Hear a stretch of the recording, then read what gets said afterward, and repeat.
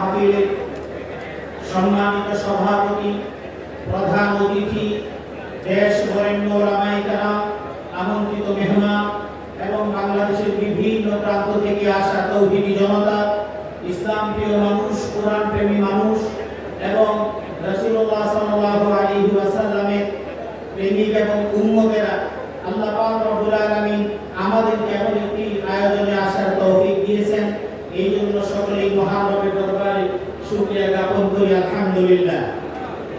সম্মানিত উপস্থিতি, আজকের এই মাহফিলটি আরো অনন্য উচ্চতায় উঠে যেত। যার কথা বলা হয়েছে আজকে মাসুদ সাইদি ভাই এখানে বলেছেন, আমি এখানে আমন্ত্রিত হওয়ার পর দিন থেকেই ভাবছি বাংলার আকাশে আজকে দীর্ঘ 17 বছর শুধু নয়, বরং হিসাব করলে দেখা যাবে 20 বছরের মধ্যে এমন করে ইসলামিক কোন সম্মেলন হয়েছে এবং বিশেষ করে এই জাতীয় কোন সম্মেলন হয়েছে বলে আমার জানা নাই। এবং আল্লামা দেওয়ার হোসেন সাইদি রাহিমাহুল্লাহ তাআলা যদি আজকে জীবিত থাকতেন তাহলে তার থেকে বেশি খুশি আজকে মনে হয় কেউ হতো না। আজকে যদি তিনি আজকে এখানে আসতে পারতেন তাহলে আজকের এই তরুণ এবং যুবক বিভিন্ন শ্রেণী পেশার মধ্যে যেই একটি প্রাণ চাঞ্চল্য পাওয়া গেছে এত বেশি হতো। ঢাকা শহরের কোন রাস্তায় কোন অলিগলিতে এক টানাও সময় থাকতো না এবং জায়গা থাকতো না, লোকে লোকারণ্য হয়ে যেত। সম্মানিত উপস্থিতি, আমাকে যে এই বিষয় বলা হয়েছে রাসূলুল্লাহ সাল্লাল্লাহু আলাইহি ওয়াসাল্লামের পারিবারিক জীবন, এখানে লম্বা আলোচনার বিষয়টা শুধুমাত্র একটু বলি। আমরা এই জন্য আল্লাহর কাছে শুকরিয়া জ্ঞাপন করি, দীর্ঘ 17 বছর চায়ের দোকানে 3 জন মৌলভী সাহেব মিলে যদি চা খেতে বসেছে, চা খাওয়া শেষ হওয়ার পর যদি 5 মিনিট অতিবাহিত হয়েছে তাহলে আমাদেরকে চিন্তা করতে হয়েছে যে না জানি আমাদেরকে পিছন থেকে কেউ এসে টেস্ট করে নিয়ে যাবে। এবং কোরআন কারীমের তেলাওয়াতের অনুষ্ঠান, এমনকি আমরা ব্যক্তিগতভাবে সিরাতের অনুষ্ঠান, এমনকি আমি আমার মসজিদে পর্যন্ত দারসুল হাদিসের যে প্রোগ্রাম সেটাও বন্ধ করে দিতে বাধ্য হয়েছি। কারণ এই দারসুল হাদিস বলেন, সিরাতুন নবী বলেন, আর টুপিওয়ালা মানুষ একসাথে বসে তথাকথিত শব্দ নাশকতার পরিকল্পনায় তাদেরকে গ্রেফতার করা হয়েছে। সেই অবস্থা থেকে আজকে আমাদের কেমন একটা অবস্থা উন্নতি সাধন করে এমন পরিস্থিতি করার যে সুযোগ করে দিলেন, সেই মহান রব্বুল আলামিনের দরবারে আকাশ বাতাস প্রথম বিনয়ে শুকরিয়া আদায় করি, আলহামদুলিল্লাহ। সম্মানিত উপস্থিতি, রাসূলের জীবনের আদর্শের শেষ নেই, আমি সেইটুকু বলতে চাই। পারিবারিক জীবন আমরা শুধুমাত্র বুঝি, ব্যক্তি জীবনে নামাজ আদায় করলে রাসূলের আদর্শ অনুকরণ হয়ে যায়। এই জীবনটাকে চিন্তা করেই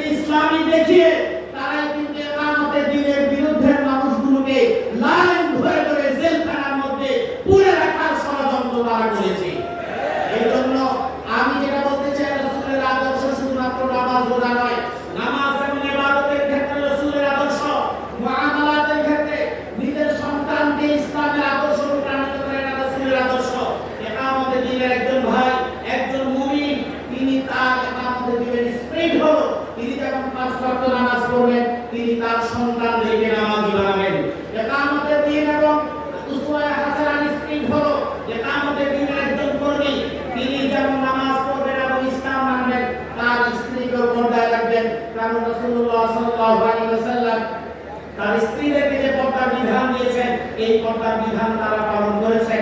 সুতরাং রাসূলের উসওয়া পারিবারিক জীবন মানে হলো আমাদের সমাজের বহু ভাই আছে যারা আমাদের দিনের একনিষ্ঠ কর্মী, আর অনেকে আছি যারা পাঁচ ওয়াক্ত নামাজ আদায় করি, যারা তাহাজ্জুদ আদায় করি, কিন্তু পারিবারিক বিবাহ অনুষ্ঠানের মধ্যে গিয়ে দেখা যায় সেই জায়গার মধ্যে একদিনের জন্য তারা পর্দাহীনতা সেই সংস্কৃতির মধ্যে তারা পড়ে যায়।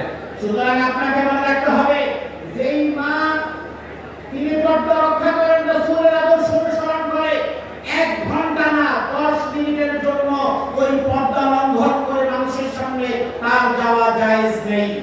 এটাই হলো রাসূলুল্লাহর আদর্শ।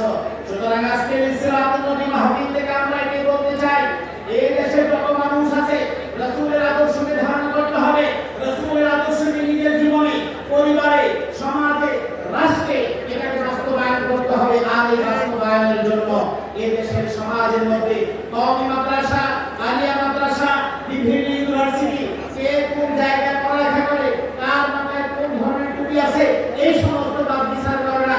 মৌলিকভাবে একামতের দিনের জন্য বাংলাদেশকে ইসলামী রাষ্ট্র এবং ইসলামকে প্রধান করে সামনে চলার পদক্ষেপ এবং সেটাকে প্রস্তুতি করার জন্য আমাদেরকে এগিয়ে যেতে হবে। আল্লাহ আমাদের তৌফিক দান করুন। আর সর্বশেষ একটাই কথা, আমরা দীর্ঘ